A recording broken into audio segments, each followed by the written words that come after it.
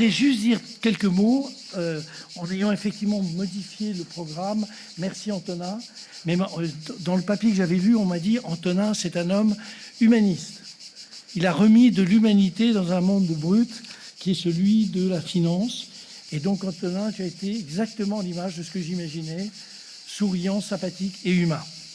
Je voudrais vous dire juste que c'est un grand plaisir pour... d'associer mon collègue Christian de Boissieu et moi-même, nous sommes, il est un peu plus âgé que moi, mais pas beaucoup. Nous avons fait beaucoup de choses ensemble et notamment, il y a pour nous beaucoup de reconnaissance à l'IAE pour plusieurs raisons. La première, c'est que, vous l'avez peut-être oublié, mais les IAE ont été créés dans un état d'esprit de l'époque où la séparation complète entre les écoles et les universités était totale, que ce soit pour les écoles de commerce ou d'ingénieurs. L'IAE a été le premier mouvement, c'était en 1955. Oui, 1955. La plupart d'entre vous étaient déjà nés. Non, vous n'étiez pas nés, mais à part Christian, Maurice et moi, je pense qu'on était les trois qui étions déjà nés. Et ça a été une espèce de signal de l'idée qu'un pays ne peut pas se débrouiller s'il ne forme pas de manière très massive à tous les niveaux, scientifiques, techniques, commerciaux, financiers, l'ensemble de sa jeunesse. Premier point. Deuxième aspect, c'est que l'homme qui a créé l'IAE d'Aix, pour nous, cher Antonin, c'est pas n'importe qui. C'était Pierre Tabatoni. Et Pierre Tabatoni a été un des grands profs de, j'allais dire peut-être la génération avant la nôtre. Il a créé notamment Dauphine par la suite. Et c'est un homme donc qui a marqué son temps. Il a eu énormément de thésards, de trucs. Enfin bon, il a été un homme très important. Et Antonin, tu es en fait le digne successeur par ton humanisme de Pierre Tabatoni, qui était aussi un être très humain. Deuxième remarque. Troisième remarque, le lien avec Aix. Bon, je ne parle pas des rencontres d'Aix, mais j'avais fait ma thèse, pas du tout à Aix, mais j'avais un patron de thèse, qui était un type que toi tu as bien connu, Bernard Rosier, qui était un homme formidable. Il n'était pas très bon en maths, mais ça, pour un patron de thèse, ça pose un petit problème, mais il était par ailleurs génial comme individu, et il est venu à Aix, et du coup, je suis venu beaucoup à Aix parce que je lui faisais ses modélisations. Donc, j'ai dit un jeune prof, il y avait Réfers, il y avait tout ça, toute cette équipe. D'ailleurs, j'ai vu que l'IAE avait été rattaché très rapidement à Paul Cézanne, et Paul Cézanne, je ne me souviens plus si c'était Aix-Marseille 2 ou Aix-Marseille 3. 3. À l'époque, c'était la guerre entre les uns et les autres. Ce truc, c'était horrible, stupide et parfaitement... Hein? Oui, non, attends, tu es un homme de paix, Maurice. Tu n'es pas un homme de bagarre. Donc, troisième sujet. Quatrième sujet. Aujourd'hui, l'IAE, c'est vraiment une des plus belles réussites de l'enseignement dans notre pays, d'une manière générale, et tout particulièrement, évidemment, à Aix. Alors, j'ai regardé les chiffres, tout ça, vous connaissez ça par cœur.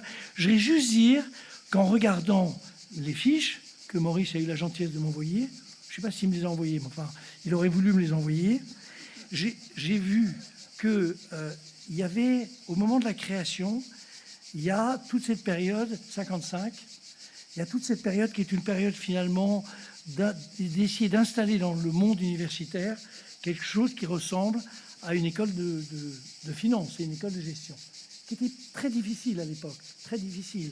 Les économistes notamment considéraient, c'était souvent qu'il y avait la fac de droit, économie et gestion, et les économistes considéraient que les gestionnaires, c'était des sortes de... Oui, le geste résume bien la situation. Et puis, ça se poursuit, et il se passe 20 ans, soit de 70 à 90. Donc il faut 20 ans, il faut beaucoup de temps pour mettre les choses en place. Et là-dessus, ce qui est fondamental dans un monde académique, quel qu'il soit, que ce soit américain, français, ce qu'on veut, c'est la recherche. Parce qu'il y a des thésards, il y a ceci, enfin il y a toute la logique. Et là, cher Antonin, c'est pas toi, mais tes prédécesseurs créent un centre de recherche qui s'appelle au début le CEROG et qui va s'appeler le Seagram par la suite, Sergam, mais c'est le CEROG qui devient un peu le cœur de la réflexion sur l'économie, pas l'économie, Dieu m'en garde, mais non, là on parle plus de la même chose, mais oui, qui est prof d'économie, je sais. Et donc il y a ça, 70-90, on arrive à se coller vraiment dans une logique qui est une logique de développement académique, une logique de développement intellectuel. De 90, 2000, 2005, on passe l'étape encore supérieure, et là, vous lancez à la fois des accréditations, et j'ai adoré cette formule. Nous sommes les seuls à avoir 2 accréditations, mais dans les écoles publiques. Je suis sûr qu'HEC doit en avoir 3 ou 4, non 3. Bon.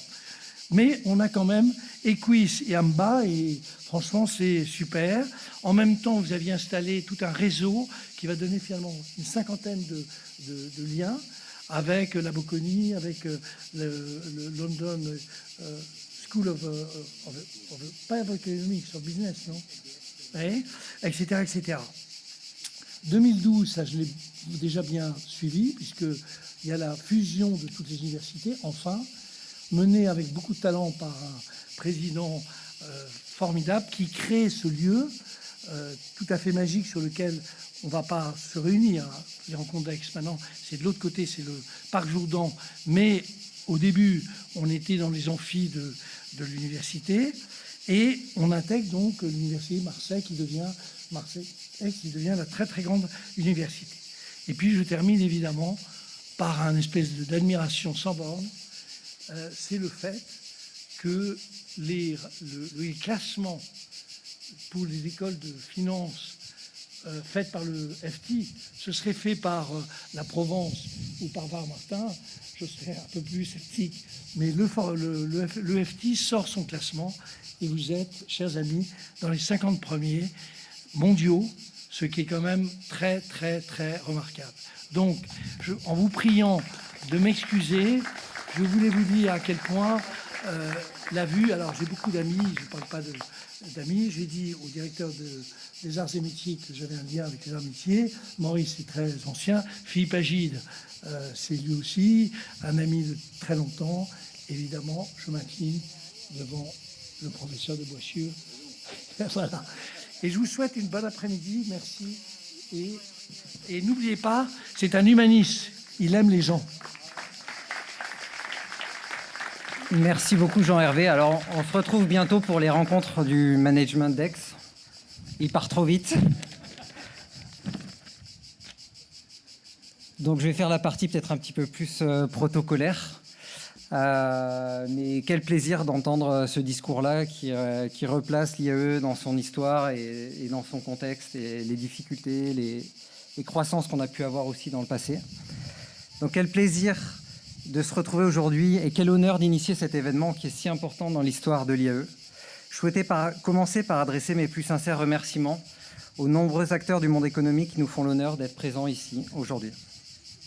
Alors évidemment, il m'est impossible de citer tout le monde, tant vous êtes nombreux aujourd'hui, mais sachez que votre présence nous touche énormément. Nous sommes particulièrement heureux d'avoir réussi à réunir un panel diversifié, représentatif des grandes, voire très grandes entreprises, de belles ETI régionales, ainsi que des PME dynamiques et engagées. Votre participation témoigne de l'intérêt que vous portez à nos actions et à nos réflexions communes. Nous avons également des acteurs clés du monde économique. Vous vous rendrez compte de cela lors des tables rondes, des différents échanges. Nous sommes en présence de personnalités d'une grande qualité. Plus généralement, je voulais remercier l'ensemble des participants des tables rondes et de l'organisation. Vous pouvez vous en douter, c'est un événement qui est particulièrement complexe à organiser. Et donc, c'est énormément de travail que d'avoir réussi à organiser tout ça. Donc, merci à tous pour cette participation. Nous avons également des écoles partenaires ou amis qui sont venus enrichir les débats. À ce titre, je voulais remercier Fethi Benouezdou, qui représente l'ENSAM, donc qui est directeur du centre d'Aix de l'ENSAM.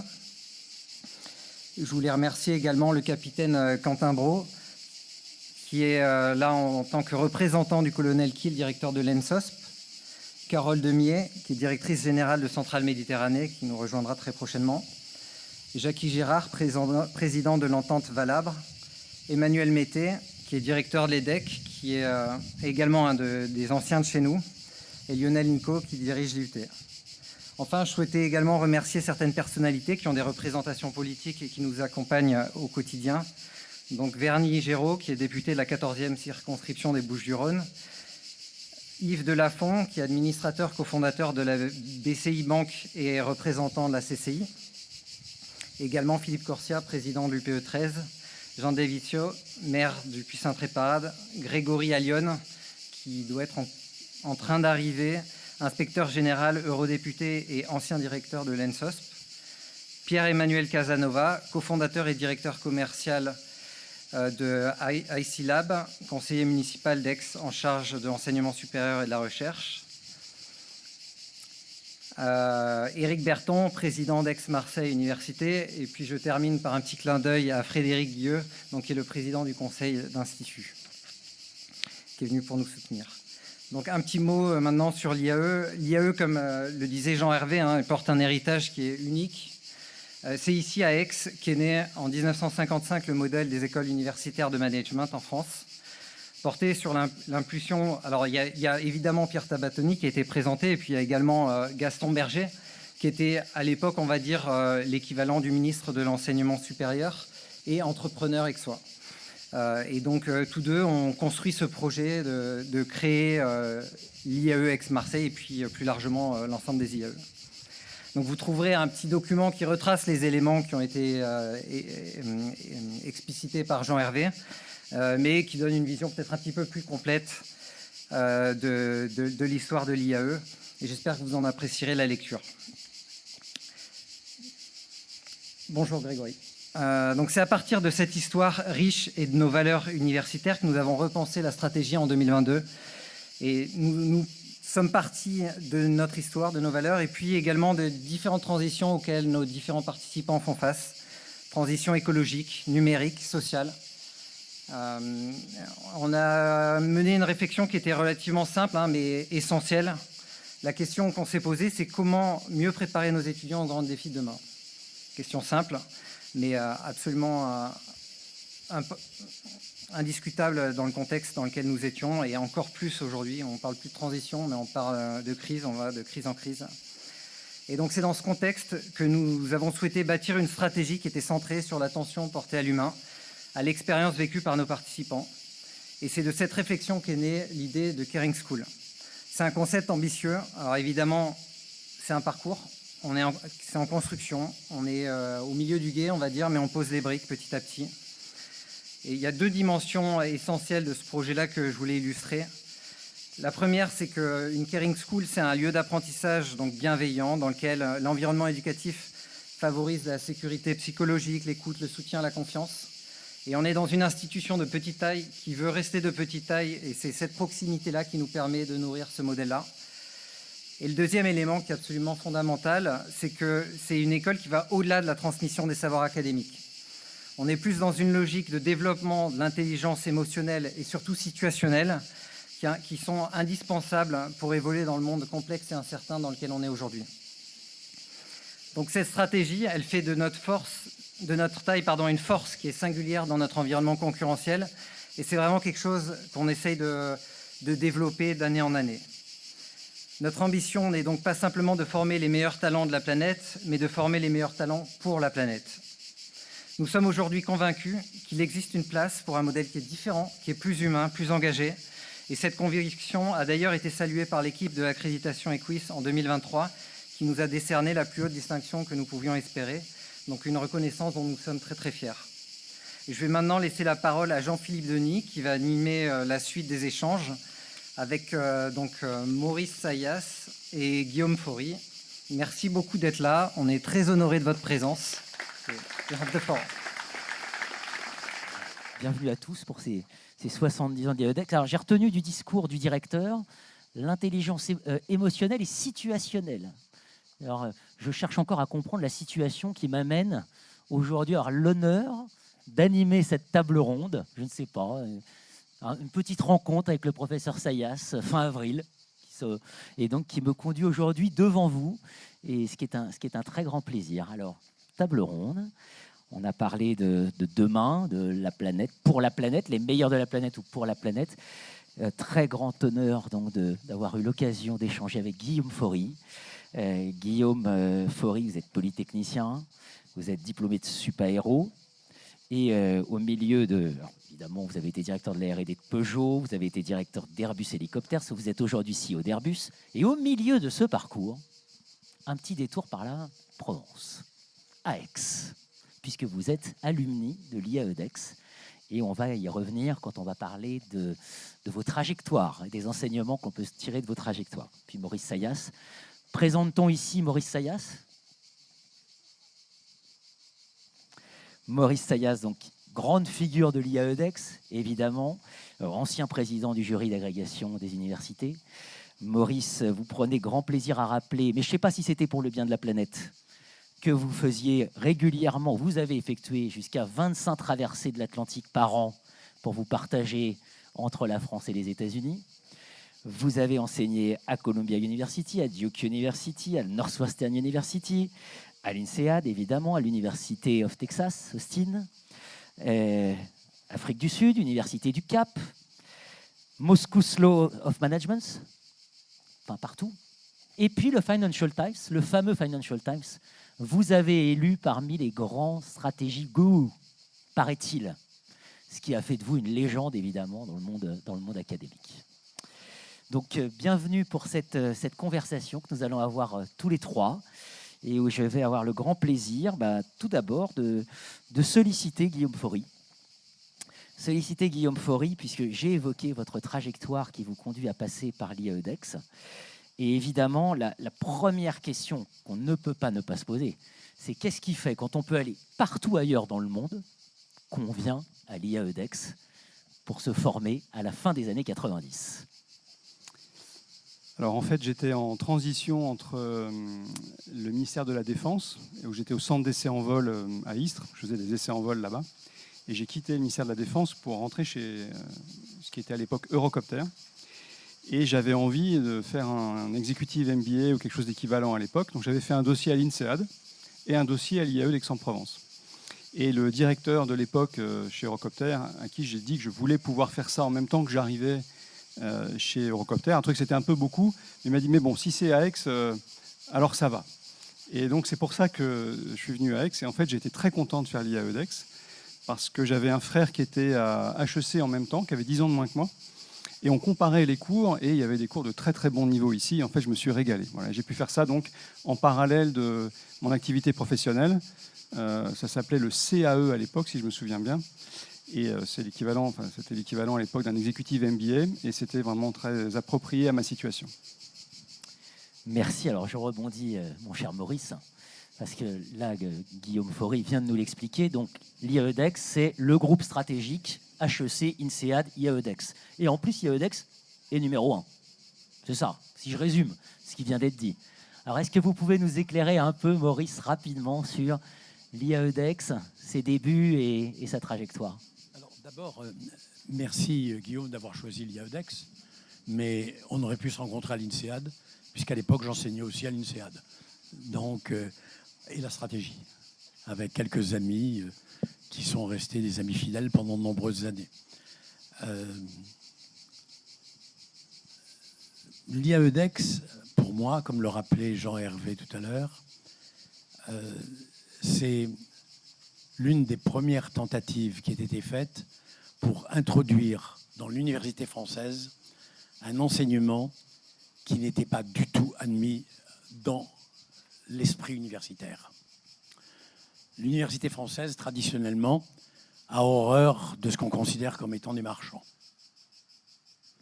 Et il y avait, malheureusement, un refus de traiter les problèmes qui pourtant étaient urgents à l'époque, qui étaient, comme l'a rappelé Jean Hervé, la formation massive de cadres pour l'économie française.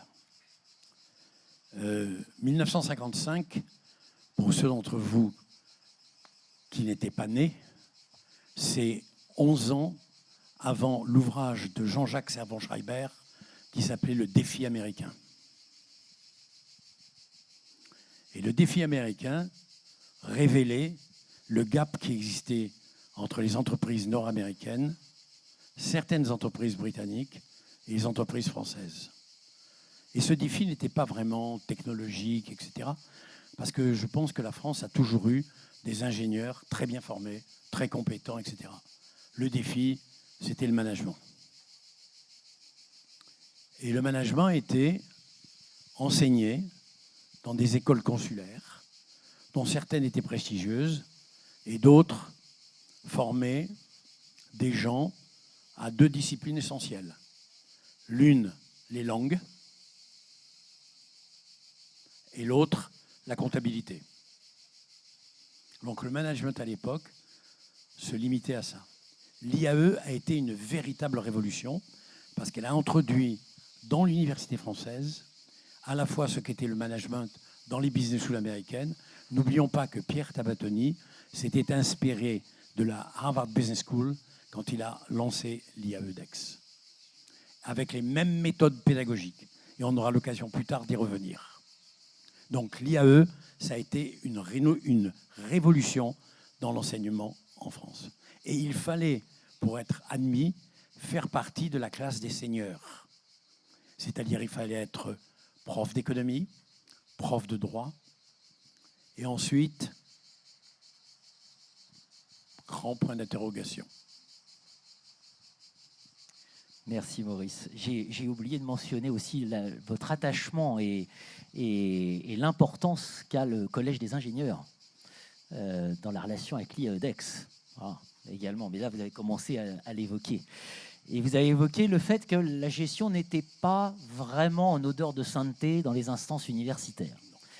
Alors parmi ces raisons, il y a l'idée quand même que la gestion, c'est de la création, c'est la transformation, l'éternelle gestion du changement, et puis c'est la question de l'entrepreneuriat. Et là, on rentre un peu dans les tables rondes qui vont animer l'après-midi.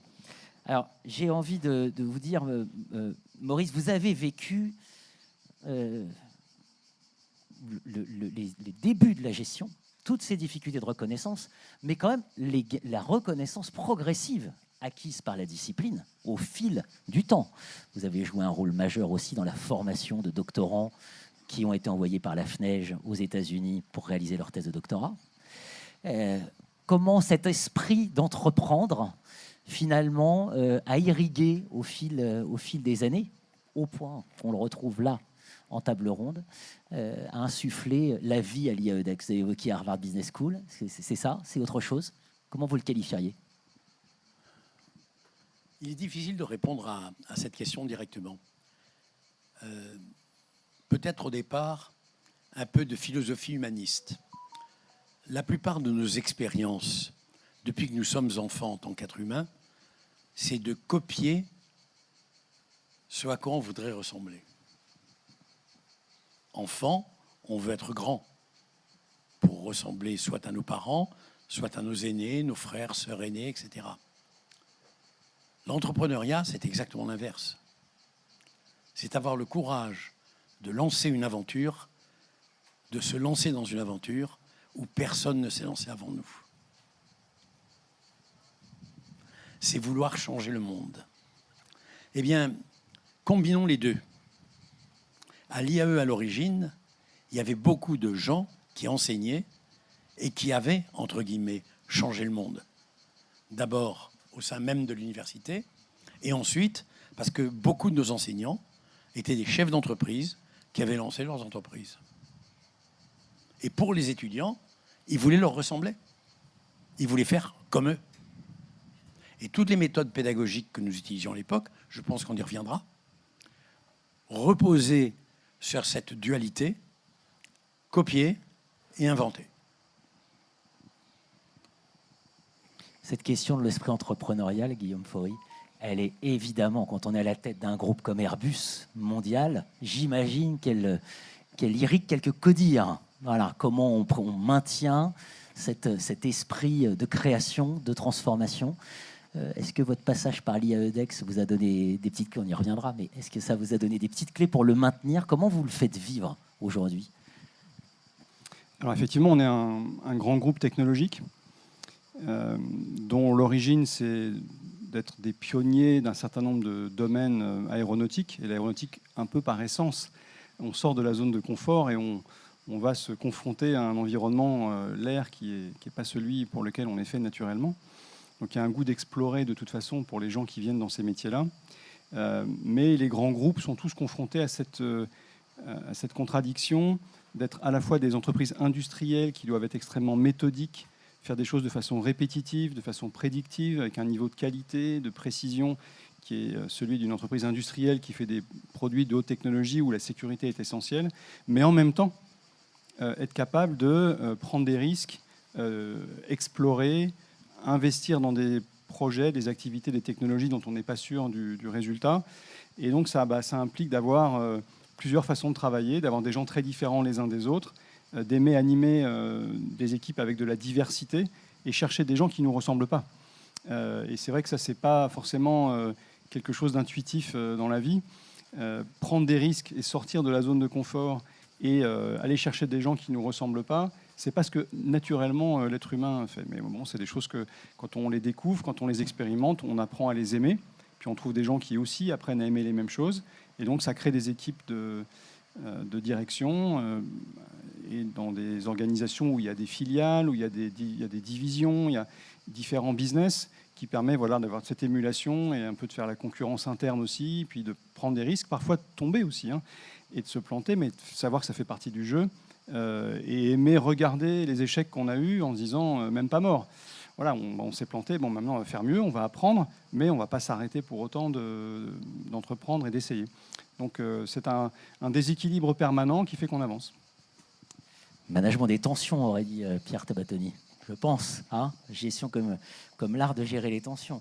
Alors, vous venez de l'évoquer là, sur l'idée que finalement, vous devez composer avec ce qu'en gestion on appelle l'exploitation, c'est-à-dire la répétition du connu, etc. Et puis l'exploration, c'est-à-dire explorer avec toute la part d'inconnu, y compris d'échecs, que cela comporte. Finalement, je vais rebondir sur votre point, Maurice.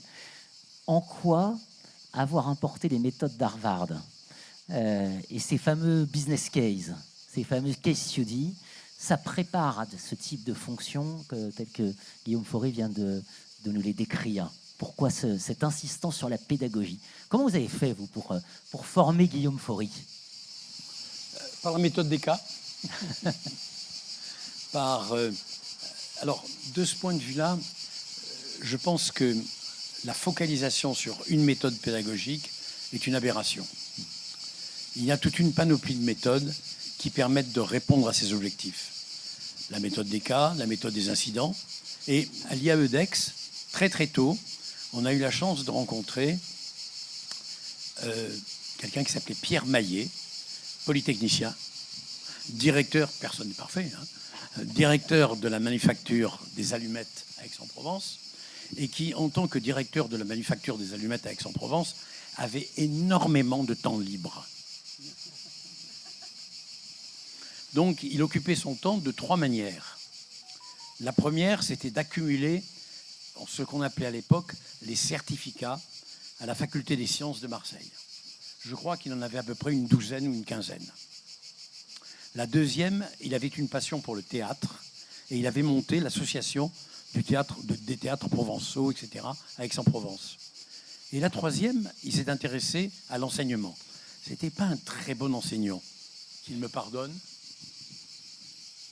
mais c'était un très bon matheux, un très bon statisticien.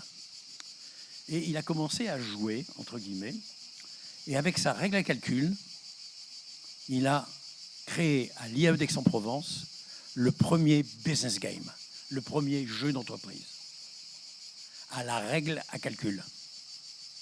Et ça a duré plusieurs années, jusqu'à ce que, revenant de l'Université du Texas, je ramène dans mes bagages la pile de dossiers exploités par quelqu'un que certains d'entre vous ont peut-être connu, qui s'appelait Raymond Gambini, et qui est devenu le jeu automatisé que beaucoup d'entre vous ont pu connaître à l'IAE ou à la fac. Il y a aussi une méthode qui est celle, pardonnez-moi, je vais faire un peu de publicité pour nos amis du Collège des ingénieurs, celle du Collège des ingénieurs. Les étudiants des grandes écoles ou de formation scientifique, français, essentiellement. Français, italien et allemand.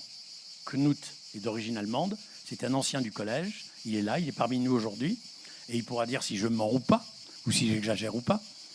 Les collégiens sont des salariés du collège.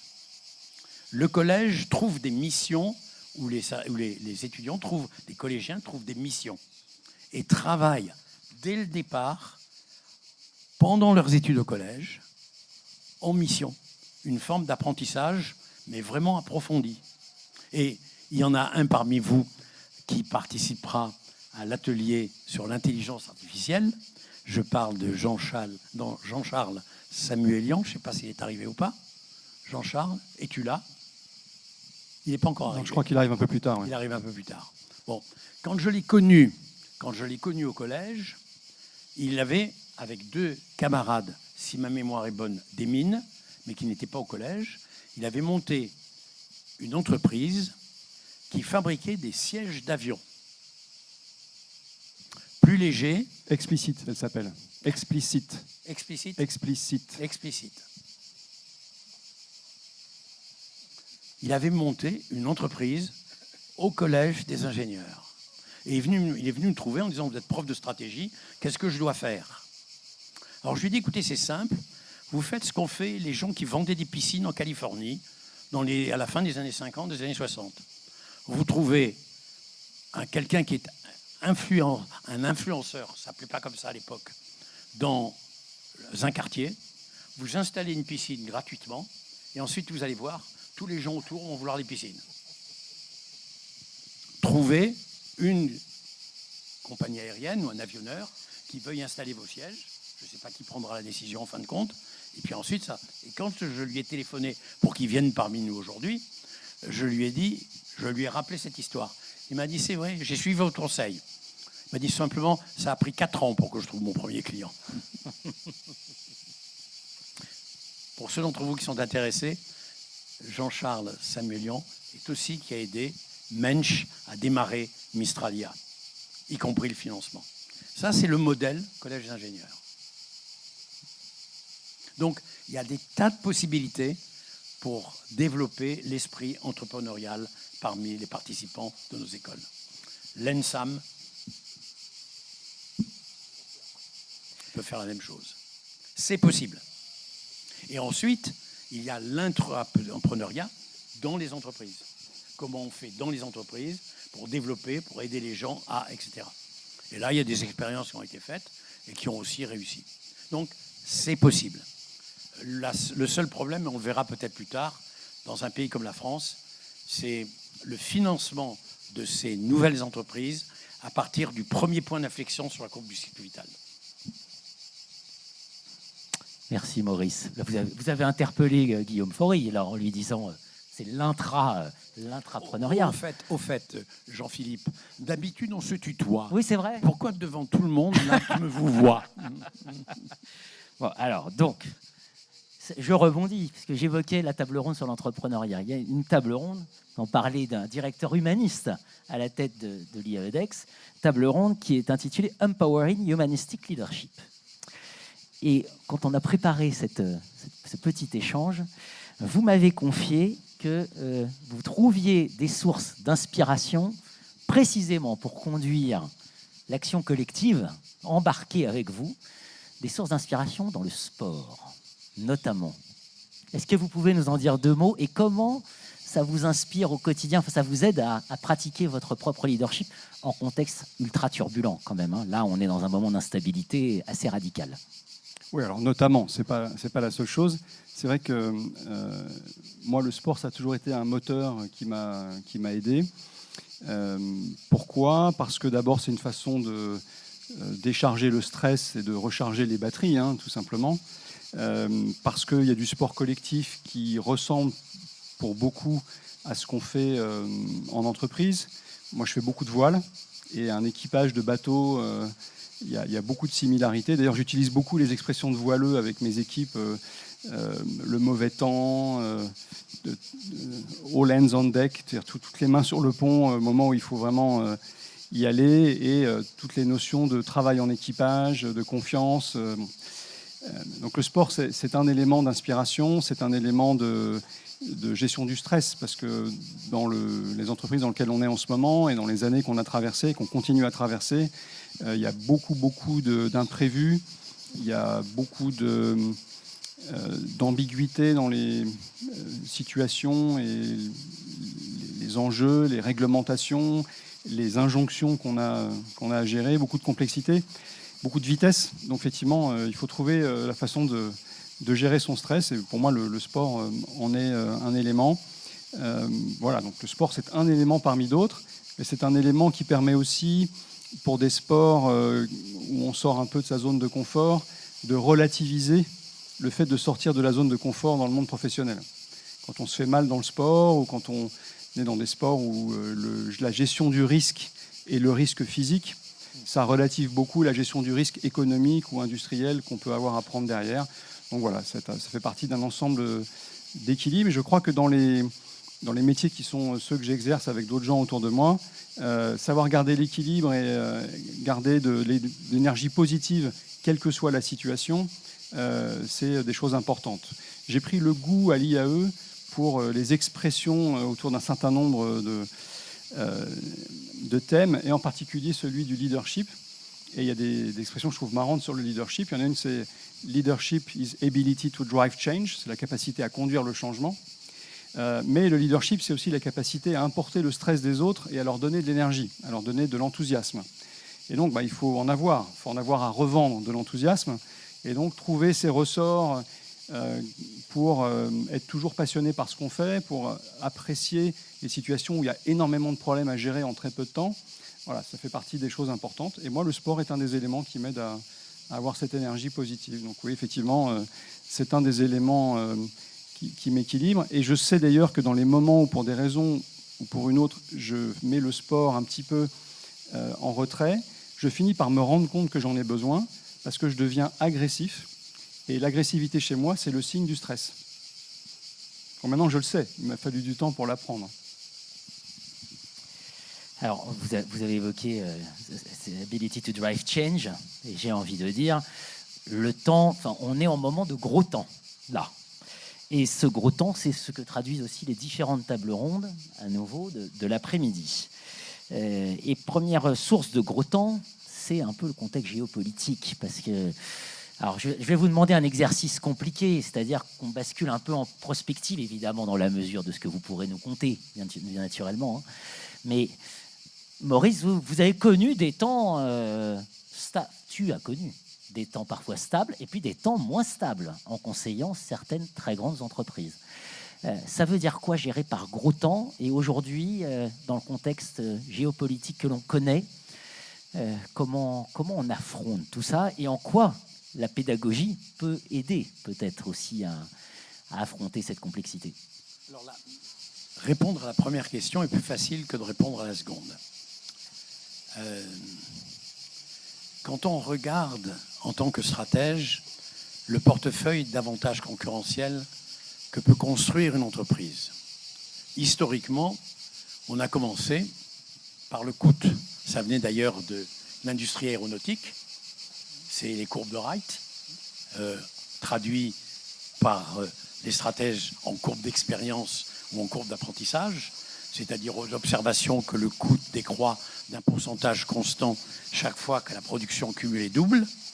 Et c'est valable dans beaucoup d'industries. Et ça a été la première chose sur laquelle on s'est concentré. Et ça permet évidemment ensuite avoir des stratégies de prix qui reflètent les stratégies de coût, d'augmenter les parts de marché, et c'est un cercle vertueux. Seulement, le problème, c'est que on a des gens qui sont arrivés, qui ont changé ces règles du jeu, en introduisant au-delà du simple coût, des stratégies de coût, des stratégies de qualité. Et ce qui est intéressant à noter, d'ailleurs, puisqu'on parlait d'innovation il y a une seconde, c'est que les inventeurs de la qualité s'appelaient Deming et Juran, qui étaient, comme chacun sait, des noms japonais, mais que, en fait, les gens qui ont mis en place les premiers programmes de qualité ont été les Japonais.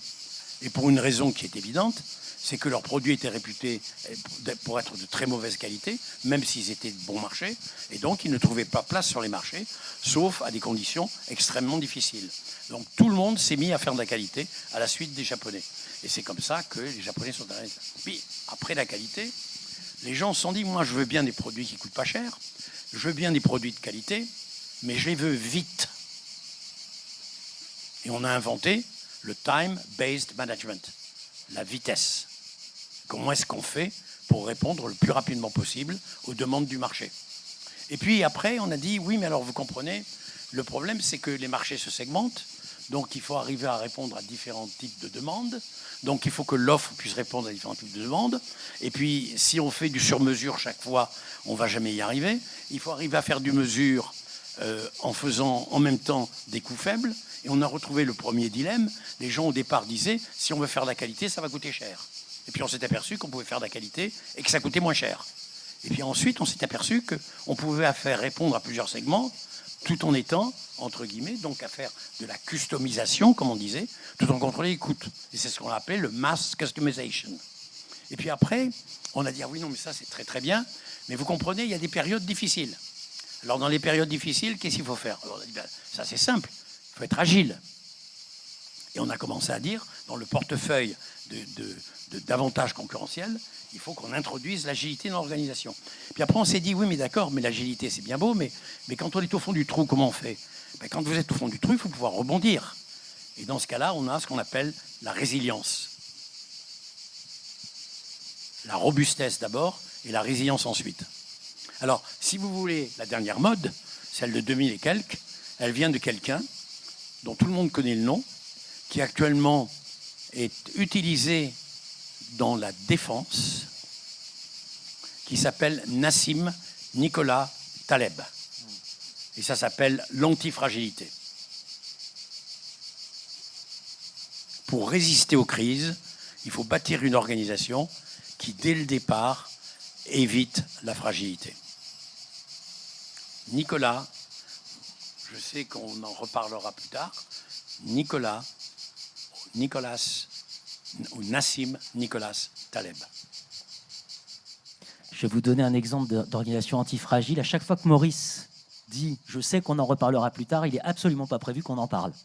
Donc il me repasse le bébé et je note l'organisation antifragile qui est très sollicitée. Guillaume, quand on est à la tête d'un groupe comme Airbus, et qu'aujourd'hui, la crise sanitaire, l'Ukraine, évidemment, on connaît tous le contexte actuel dramatique. Comment on fait? Maurice vient d'évoquer l'antifragilité. J'imagine que cette question de la robustesse, effectivement, et de la capacité à encaisser les chocs doit animer quand même grandement vos réflexions. Je veux dire, comment vous faites? Voilà. J'imagine que vous faites beaucoup de sport, d'abord. Alors, en fait, on utilise le mot résilience, mais visiblement de mauvais usage, puisque c'est résilience au sens antifragilité, c'est-à-dire la capacité de l'entreprise à traverser des situations imprévues et des situations compliquées par les décisions qu'on a prises, par l'organisation, la structure, le portefeuille d'activités qu'on a, et la désensibilisation à ce qu'on appelle des single point of failure, c'est-à-dire des points uniques de fragilité, en fait. Et c'est vrai qu'on est passé d'un monde avant le Covid, je dirais, c'était pas complètement exact, mais où on essayait plutôt de faire de la performance pour un certain nombre de paramètres géopolitiques, de paramètres macro relativement bien fixés et stables, à une situation aujourd'hui où on est en permanence en train de faire de la gestion des risques, du risque par anticipation, de l'antifragilité, et à se dire, et s'il se passe ceci, et quand il se passera cela, et si jamais il se passe ça. Alors, en fait, on a toujours faux. Il ne se passe jamais ce qu'on avait imaginé qu'il allait se passer. En revanche, les solutions qu'on met en place, elles sont en général pas trop fausses quand même. C'est-à-dire qu'on dérisque le business, on essaie de trouver des choses qui sont anticycliques les unes par rapport aux autres, ou contracycliques plutôt pour être précis. On évite d'avoir des points de fragilité trop forts. Et ce qu'on observe, c'est qu'en fait, nos points forts sont nos points faibles. Quand on a un très gros point fort et qu'on en dépend beaucoup, si on a un changement des conditions de l'environnement qui fait que tout d'un coup, celui-là devient un point faible ou est fragilisé, alors on tient sur du sable. Et donc, ça oblige vraiment à penser les choses différemment, à investir différemment, à faire venir des activités ou à voir le cycle d'investissement et de retour sur investissement pour ne jamais se retrouver en situation de traverser un pont de singe qui peut tomber et qu'on ait tout l'équipage qui soit sur le pont de singe et que tout le monde tombe en même temps. Ça ne doit pas arriver en entreprise. Et en fait, aujourd'hui, compte tenu de la multiplicité des crises ou des risques ou des évolutions, des changements, c'est un sport. Et ce n'est pas un sport de masse, comme dit un de mes collègues, c'est un sport de haut niveau. Et puis, on ne peut jamais prétendre que parce qu'on a réussi hier, on va réussir demain. Parce que demain n'est jamais comme hier. Donc voilà, c'est le monde dans lequel on vit. C'est bien d'avoir des partenariats, c'est bien d'être connecté avec d'autres gens que ceux qu'on a l'habitude de voir et avec lesquels on a l'habitude de travailler pour entendre des choses différentes, pour voir des perceptions différentes. Et ça retombe peut-être un petit peu à ce que je disais au début sur le besoin de la diversité, d'avoir des gens qui ne pensent pas pareil, qui ne viennent pas du même endroit, qui ont des cultures différentes, parce que du coup, on est plus ce qu'on appelle résilient, mais antifragile. Et ça, aujourd'hui, c'est particulièrement intéressant. Moi, je suis dans une entreprise qui a des activités en Chine, en Europe, aux États-Unis. On a une vraie guerre, une compétition Chine-États-Unis qui fait beaucoup de dommages collatéraux. Et on a beaucoup de nos métiers qui sont des dommages collatéraux, des tensions Chine-États-Unis, en particulier dans le domaine du commerce, mais qui rentrent assez profondément dans les licences d'exportation. On voit que les Chinois ont interrompu les licences d'exportation, puis les redébloquent très progressivement sur les terres rares. Les terres rares, ça rentre dans tous les biens technologiques, en particulier aux États-Unis. Donc voilà, on a des répercussions de décisions unilatérales qui sont globales. Et il faut pourtant que l'activité puisse continuer, au moins en partie, et suffisamment pour qu'il n'y ait pas de risque existentiel. Et idéalement, que ça soit quand même aussi performant que ce qu'on avait prévu. Et qu'en plus, on puisse l'expliquer aux investisseurs. Voilà. Donc c'est un jeu intéressant. C'est un sport. Un sport de très très haut niveau. Tu veux rebondir, Maurice? J'aimerais rebondir un peu sur ce que tu as dit, parce que je pense que c'est fondamental. Alors d'abord, des notions toutes bêtes. La résilience, pour nous, c'est le fait de pouvoir retrouver le plus rapidement possible l'état précédent. Alors que l'antifragilité, c'est le fait de pouvoir bâtir a priori une capacité qui nous évite d'être fragiles. Et il y a des méthodes aujourd'hui qui sont utilisées. Et notamment, ce qui est intéressant, c'est qu'il semble que dans les organisations, les gens les plus avancés dans ce domaine soient les gens de la défense. Ça, c'est un premier problème. Le deuxième problème, et là, tu as ranimé une vieille plaisanterie sur les forces et les faiblesses. Henry Mintzberg avait l'habitude de dire qu'un bon manager, c'est celui qui est capable de transformer une faiblesse en problème et un problème en force. Et que le mauvais manager, c'était celui qui était capable de transformer une force en problème et le problème en faiblesse. Alors, on évoque, parce que là, c'est votre quotidien aujourd'hui, mais parmi les tables rondes cet après-midi, il y a quand même... Peut-être je peux rebondir. Oui, pardon. Ça résonne avec quelque chose que j'aime beaucoup partager avec mes cadres. C'est que je pense qu'on fait le début de sa carrière par les solutions qu'on trouve aux problèmes qu'on nous donne. Et on fait la deuxième partie de sa carrière par les problèmes qu'on donne à résoudre aux autres. Et effectivement, ce qui sont des faiblesses, si on les transforme en problèmes, c'est-à-dire une question, un défi, et qu'on le donne à des gens qui sont intelligents ou organisés, eh ben, ils le transforment en solution et on trouve des opportunités dans des endroits qui étaient totalement inattendus si on transforme bien en problème. Et donc effectivement, je rebondis dessus parce que c'est quelque chose que moi je trouve assez amusant en entreprise, c'est d'être parmi les gens qui entraînent autour de moi d'autres à se poser ces questions ou à donner des problèmes à résoudre à des gens qui sont capables de bien les résoudre, des cerveaux bien faits ou des organisations bien faites, pour avancer, pour être dans la façon, pour être en exploration. Après, on exploite. Quand on a transformé ça en solution, on exploite. Mais explorer, c'est prendre des problèmes, prendre des difficultés, des faiblesses, des vulnérabilités, en faire un problème au sens qu'est-ce qu'on peut faire avec ça, comment on peut résoudre ce problème-là, et du coup trouver une solution et avancer. Et ça résonne beaucoup parce que dans l'environnement dont on parlait tout à l'heure, pour faire de l'antifragilité, dans le mauvais ce que j'appelle de la résilience, mais dans la mauvaise interprétation de la résilience, il faut faire ça régulièrement et en fait le plus possible. Tu viens de définir la principale caractéristique du leadership. Cette capacité à poser le problème, c'est ce qui est au cœur aussi. Maurice, tu as évoqué Servan-Schreiber, le défi américain, etc. C'était bien une manière de poser le problème. C'est ce que les IAE, et l'IAE-DEX en particulier, cherchent à développer chez les étudiants, soit en exécutif d'ailleurs ou davantage en initial, c'est-à-dire une capacité de problématisation. Pense aux mémoires, pense les faire travailler sur des cas, c'est les affronter à des types de problèmes, etc. Si on projette un peu, j'évoquais les tables rondes de cet après-midi, on a l'IA. On a évidemment les défis géopolitiques qui restent et qu'on vient d'évoquer. On a l'interface homme-machine, au-delà de l'IA. Et puis on a les industries du futur. Et là, je pense que chez Airbus, vous êtes particulièrement au fait du sujet des industries du futur, parce que le futur de l'industrie aérienne, évidemment, est dans toutes les têtes. Comment aujourd'hui, quels conseils on peut donner justement pour reposer ce problème, vers cette deuxième partie de carrière là? Quels seraient les problèmes que vous, j'anticipe un peu sur la suite, hein, quelque part les problèmes que vous donneriez à résoudre aujourd'hui à des jeunes qui débutent pour les tester, jeunes ou moins jeunes, hein, et quel est ce que devrait formuler à un horizon un peu plus lointain d'après vous? J'ai conscience que ma question est J'interprète affreuse. plusieurs questions dans la question. À la question, qu'est-ce que tu recommandes aux jeunes?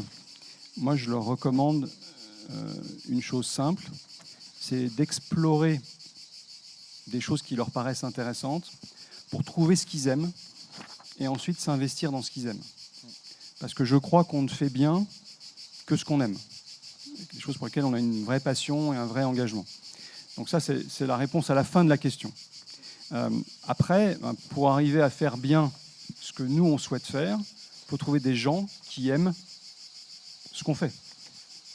Et créer les conditions pour qu'ils y trouvent du plaisir, ils y trouvent de l'engagement. On a la chance d'avoir un produit ou des produits assez extraordinaires dans ce qu'on fait chez Airbus. Des fusées, des satellites, des avions, des hélicoptères, plein de choses passionnantes, avec des produits qu'on voit voler. Donc ça aide. C'est vrai que les technologies qui arrivent, elles sont de toute autre nature. Et là, pour aller sur le volet de l'IA, il est absolument clair que l'IA est une révolution. Elle a pour nous, dans nos métiers, et l'IA a des significations très très différentes, à mon avis, suivant les métiers dans lesquels on est. Elle a la signification qu'elle permet d'amener de l'automatisation et de la robotisation dans le monde de la donnée, donc dans le monde virtuel, après qu'on ait fait de l'automatisation et de la robotisation dans le monde physique. Et alors, on a eu dans le monde physique plusieurs vagues d'automatisation et de robotisation. La première, c'est qu'on a automatisé pour faire de façon fiable et répétitive ce que des êtres humains ne sont pas très très bien câblés pour faire de façon fiable et répétitive. Le lundi matin, on a fait la fête le week-end, on n'a pas la tête, ou on a plein d'événements. Il y a plein de raisons qui font que l'homme ne fait pas de façon répétitive et fiable des tâches mécaniques. La machine le fait. Donc on a d'abord fait de l'automatisation pour ça. La deuxième vague, c'était celle de se rendre compte qu'en plus c'était moins cher que l'être humain, ou ça pouvait être moins cher que l'être humain. Donc on a automatisé et robotisé pour des raisons de coût. Et maintenant, on automatise et on robotise parce qu'on ne trouve pas les bras.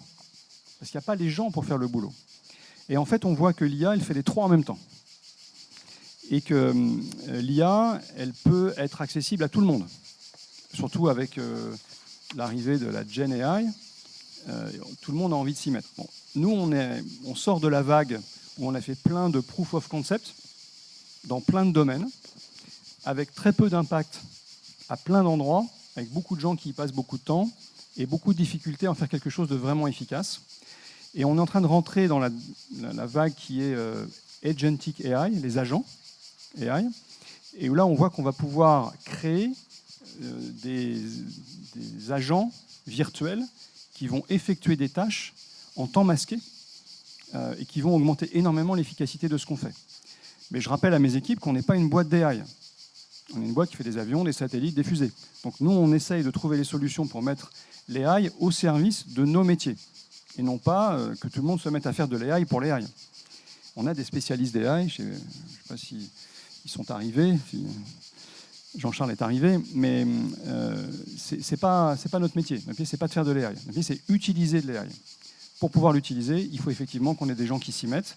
Et donc, on a besoin d'avoir encore une typologie de compétences à rajouter à toutes les compétences dont on a déjà besoin pour faire un avion qui vole en sécurité.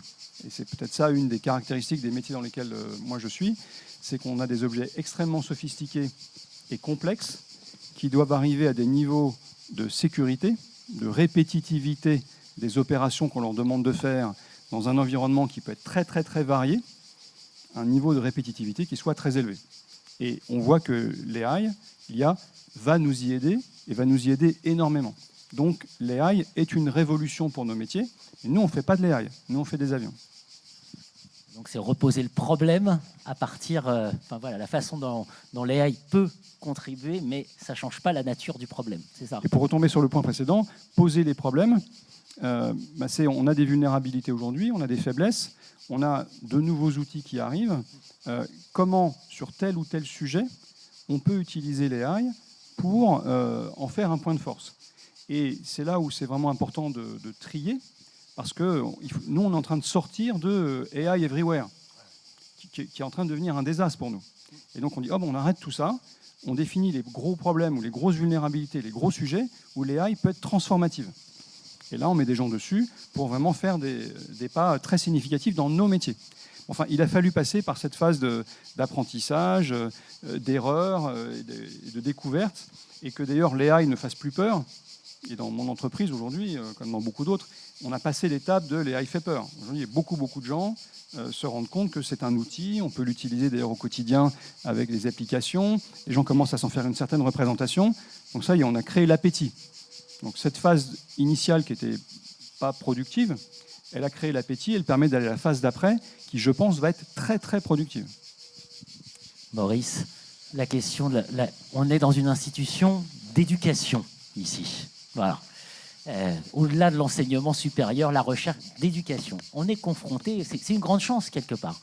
Les entreprises sont confrontées à une ampleur de transformation absolument radicale, et les universités et les écoles aussi, et notamment autour de l'AI.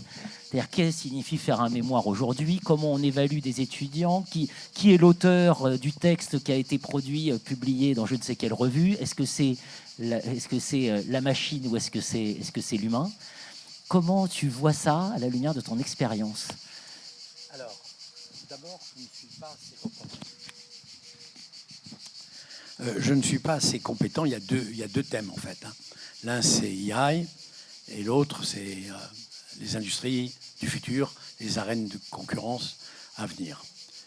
Sur l'intelligence artificielle, je ne me sens pas assez compétent, je ne maîtrise pas suffisamment les aspects techniques pour en appréhender tout l'impact. En 2019, j'ai écrit à peu près une trentaine de pages sur l'état de l'intelligence artificielle à l'époque. D'abord parce qu'en 2019, j'avais 6 ans de moins. Donc, mon cerveau fonctionnait un peu mieux.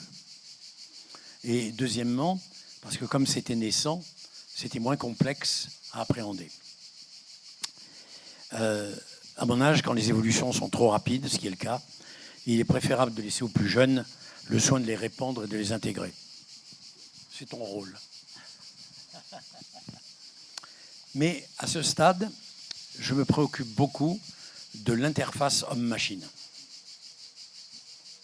C'est ça qui m'intéresse. Et là, on va retomber sur ta question, qui est celle des institutions d'enseignement. Quand je vais sur AI, quand je vais sur ChatGPT, et que je cherche de l'information sur quelque chose que je connais bien. Il se trouve que je connais bien Maurice Sayas. Donc je tape Maurice Sayas. Et je regarde ce que me raconte ChatGPT. Eh bien, si vous y allez, vous verrez que Maurice Sayas a un MBA de l'INSEAD. Je n'ai jamais eu d'MBA de l'INSEAD. On est très déçus. Oui, je sais. Mais j'ai enseigné. C'est tout de même étonnant. Donc, ce que je pense, c'est que tout utilisateur de ces technologies, quelles qu'elles soient, la principale qualité que l'on doit avoir, et je pense que vous en êtes tous témoins, vous-même, vos enfants, etc., c'est de développer la capacité critique des gens sur tous ces outils. Retour aux fondamentaux. Retour aux fondamentaux. Il faut apprendre aux étudiants à penser. Il ne faut pas apprendre aux étudiants à répéter ce que l'on leur enseigne. Alors ça, c'est fichu de toute façon, puisque je pense que ça va poser des problèmes à mes collègues, à mes jeunes collègues qui sont dans la salle, parce que les étudiants aujourd'hui, qu'est-ce qu'ils font? Avant le cours, ils vont voir sur ChatGPT. Et donc, ils sont très largement prêts. Donc, ça pose un problème pour les enseignants. Tout ce qui est transférable sous forme de contenu peut être fait par des manières différentes. Le rôle de l'enseignant, c'est de faire en sorte que les gens pensent et pas que les gens soient des perroquets. Mon cher Maurice, le directeur de l'IAE m'a fait un signe en me disant « la montre ». Je réponds « il est un peu gonflé ». Oui. Parce que Jean-Hervé Lorenzi, qui devait intervenir à la fin, est intervenu au début et donc nous a pris du temps de parole. Et puis lui qui devait prendre 2 minutes, il m'a pris Oui, 10. on est d'accord, on est d'accord. Donc on va prendre notre temps, voilà. Mais je vais quand même fusionner le dernier thème. Le dernier thème, c'était la raison d'être. C'était la question, alors on a à nouveau le leadership humaniste, les organisations à but non lucratif aussi, et plus généralement la question du sens. Voilà, c'est que c'était au cœur de la loi Pacte. Finalement, comment vous voyez aujourd'hui, je vais ouvrir une grande question, à la fois, qu'avez-vous envie de dire à des étudiants ou des collègues, etc., le message que vous avez envie de faire passer autour de quelques conseils de lecture, œuvres, peu importe, ce qui vous inspire, ce que vous inspire le management aujourd'hui, même si on a commencé à en parler. Mais je complète ma question. On parle d'Airbus, on parle aussi aujourd'hui de souveraineté, d'industrie européenne, de place de l'Europe, de la France dans l'Europe, de l'Europe dans le monde, dans le contexte que vous venez de décrire, le monde qui nous attend là. À quoi s'attendre et quels conseils donc nous donner pour l'affronter, pour les plus jeunes comme pour les moins jeunes. Bon bah c'est bon, c'est fini. Alors je ne sais pas Airbus, je peux y aller? Maurice d'abord. Alors, difficile, mais on va essayer. Il n'y a pas de réponse unique à des questions comme ça. Chacun doit trouver sa voie. Chacun doit trouver un chemin. En ce qui concerne les étudiants, je répète que le principal pour eux, ça n'est pas d'accumuler des connaissances. Pour une raison toute simple. Tout ce qu'on a appris aujourd'hui sera obsolète demain. On a parlé de changement. Il y a une seule chose qui soit constante dans le changement, c'est le changement.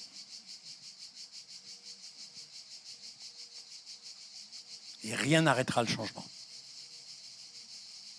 Donc Pierre Dac, méditer Pierre Dac, c'est ça? On n'a pas le choix. Et il y a toujours quelqu'un. Leadership. Je suis intervenu en Russie pour l'équivalent de l'École nationale d'administration. Et à la fin, alors avec justement influence de l'intelligence artificielle, j'étais plus jeune à l'époque, c'était avant le Covid, sur un certain nombre de grands domaines dont s'occupent les gens qui ont fait ces écoles, qui forment à la fonction publique, etc. etc. Et à la fin, je leur ai dit, mais dites-moi, pour vous, les grands leaders, ceux qui vont entraîner le changement, historiquement, nommez-moi 2 personnes. Dites-moi qui ils ont nommé en premier. Hitler. Qui ils ont nommé en second. Staline. Ça veut dire quelque chose. Le leadership doit avoir des valeurs. Sans valeur, le leadership n'a aucune valeur. Peut-être je reviens à la question telle qu'elle était formulée au début. ce que j'observe, c'est que les jeunes qu'on embauche, ils n'ont pas les mêmes attentes que celles qu'on pouvait avoir quand nous, on a commencé à travailler. Il y a des choses communes, mais des choses très différentes. Et ce que je trouve de très différent, c'est que le besoin de sens est très, très, très, très fort. C'est probablement le critère numéro 1. Et on ne peut pas répondre aux besoins de sens de tout le monde, puisque les gens ont des aspirations différentes. Donc ce que nous, on essaye de faire, c'est d'être clair sur le projet de l'entreprise. Et que si le projet correspond aux besoins de sens, bah, c'est parfait, il y a bon alignement, on a des gens qui s'engagent beaucoup.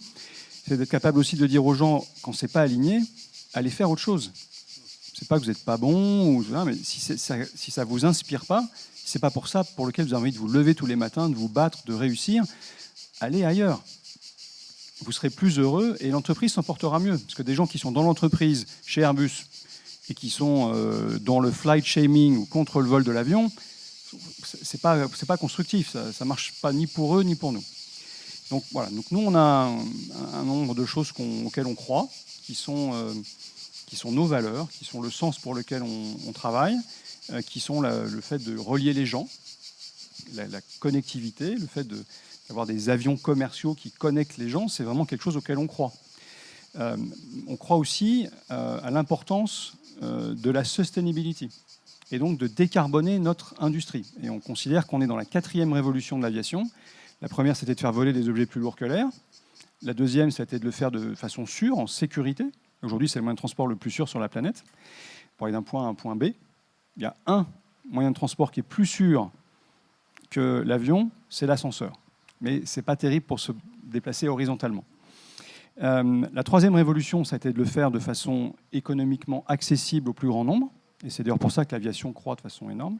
Et puis la 4e, c'est de décarboner, c'est de le faire de façon soutenable. Donc on est dans cette révolution-là.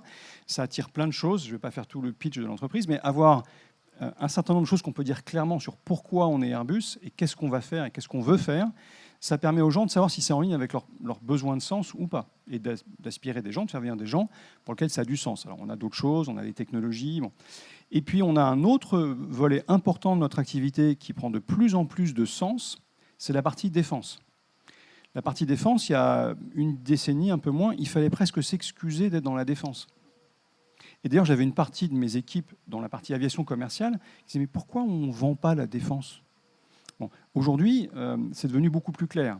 Pour moi, ça a toujours été clair, mais c'est devenu beaucoup plus clair par les enjeux de sécurité, de besoin de souveraineté, et les enjeux de la défense au service de la sécurité, au service de la prospérité, au service de, en particulier, la décarbonation et de la durabilité de ce qu'on fait.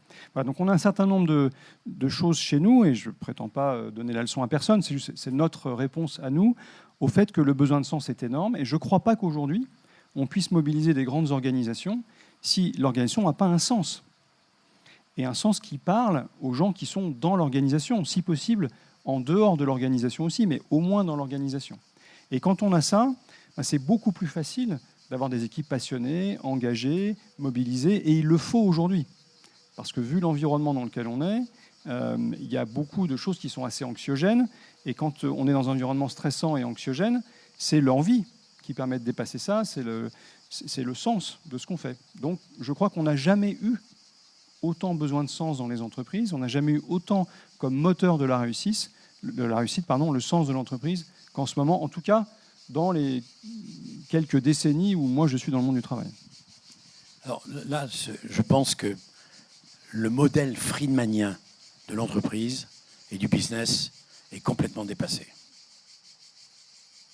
La rentabilité comme seule motivation de la poursuite d'une activité économique, c'est fini. Et je pense que là, je te rejoins, s'il n'y a pas le sens derrière, ça ne veut plus rien dire. Dire aux gens dans une entreprise, écoutez, vous êtes là pour travailler et pour accroître la rentabilité au bénéfice des actionnaires, franchement, ils s'en foutent. Une remarque et un espoir pour conclure. Merci beaucoup pour cet échange. Une remarque et un espoir. La remarque, c'est de dire, le premier cours de mémoire à Harvard, c'était 1908, premier cours de stratégie. Et ce n'était pas de la stratégie d'entreprise, c'est de la business policy, la politique générale d'entreprise. Et je pense que revenir à cette histoire longue et qu'on a un peu enfermé parfois en étant plus dans les outils. L'antifragilité, c'est ça. Si c'est pas de la politique générale, je sais pas ce que c'est. Je pense que c'est une invitation aussi à se souvenir toujours que c'est une culture gérée avant d'être une technique. Hein. Toujours. C'est d'abord la culture. Voilà. Et en fait, Jean-Philippe, business policy equals bullshit. Et alors l'espoir, c'est juste de dire. Jean-Philippe, Oui, tu nous avais demandé qu'est-ce que vous recommandez comme lecture. Alors j'ai réfléchi à ça parce que. Alors d'abord, je recommande de lire énormément. Des livres, des articles, toujours être curieux, ça je pense que c'est très important. Deuxièmement, j'ai pas de leçons à donner. Je pense que c'est chacun qui trouve ce qu'il aime et c'est en lisant qu'on découvre ce qu'on a envie de lire le livre d'après et le livre d'après et le livre d'après. Néanmoins, j'ai quand même réfléchi aux livres à recommander et il y en a deux que je recommande. Et c'est pas des livres techniques, c'est pas des livres de management, c'est pas des livres de stratégie, je suis désolé. C'est deux livres sur des expériences humaines. Le premier, c'est Magellan de Stefan Zweig, qui est l'histoire du premier tour du monde. Et c'est une histoire humaine extraordinaire avec beaucoup de leçons. C'est aussi de la voile, du bateau, mais c'est d'abord et avant tout une histoire humaine, une histoire d'exploration. Donc, je trouve que c'est très intéressant. Ça renvoie à ses peurs, à ses limites, à la prise de risque, des choses comme ça. Et le deuxième, c'est un peu la même chose. C'est aussi une histoire humaine sur la prise de risque et sur la résilience, la résilience en l'occurrence d'ailleurs, au vrai sens du terme. C'est Touching the Void de Joe Simpson. C'est de l'alpinisme. Et c'est vraiment des histoires humaines qui sont, de mon point de vue en tout cas, très émouvantes. Et ça fait longtemps que j'ai lu les bouquins, mais en fait j'y repense régulièrement à ces bouquins. Et je me suis dit, peut-être qu'il y a quelque chose dans ces livres qui mérite que je partage. Donc comme tu m'avais fait bosser, que j'ai fait mon travail, je voulais rendre la restitution À du mettre boulot. dans toutes les mallettes pédagogiques des étudiants de l'IAE. Donc on a les deux ouvrages qui figureront pendant la décennie à venir dans les mallettes pédagogiques. Maurice, un mot de la fin. Le mot de la fin, c'est sur la même ligne, mais différente, parce que moi, je lis beaucoup de textes sur le management. C'est Taleb. N'oubliez pas, son premier ouvrage qu'il a fait, c'était Le signe noir de Black Swan. Les événements totalement imprévisibles. Et vous connaissez l'histoire, jamais personne n'avait vu un signe noir. Jusqu'à ce qu'on en découvre un au fin fond de l'Australie. Alors j'avais dit une remarque et un espoir. L'espoir, c'est qu'au milieu de toutes ces transformations, les entreprises et les universités, et les IAE en particulier, trouvent des voies d'exploration communes. Parce qu'en France, parfois, on a encore un peu de mal. Hein. C'est vrai que tout nous y aide pas, qu'on arrive à explorer ensemble, parce que les défis sont tels qu'il serait dommage de ne pas synergiser, comme on dit. Avec Philippe Agide, qui est là, que j'aimerais saluer, parce que Philippe Agide a été instrumental pour sauver l'IAE d'Aix-en-Provence en 1973. Philippe, tous les gens de l'IAE doivent te remercier pour ce que tu as fait alors que tu étais secrétaire général de la Fondation à ce moment-là. Sinon, je pense que nous aurions disparu.